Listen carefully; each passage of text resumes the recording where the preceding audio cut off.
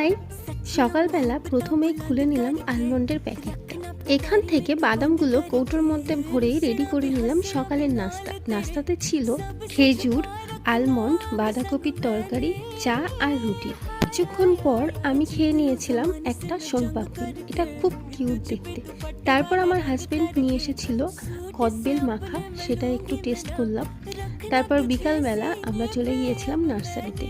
এখানে এই জবাটা এত সুন্দর দেখতে, আর এই জবাটা তখনই বিক্রি হয়ে গেছিল। যাই হোক, আরেকটা জবা তোমাদেরকে দেখাই। এটা হচ্ছে থোকা জবাব, একদম দূর থেকে দেখে মনে হবে যেন গোলাপ। এই যে এত সুন্দর দেখতে। তারপর তোমাদেরকে আমাদের নার্সারির আরেকটা সুন্দর জিনিস দেখাই, যার গন্ধটা আমার এত সুন্দর লাগে। এই যে রজনীগন্ধা এত সুন্দর ফুটেছে। তারপর বাড়িতে এসে আমি একটু মুড়ি মাখিয়েছিলাম, যেটা খেতে দারুণ হয়েছিল। আর আমার ভিডিও যদি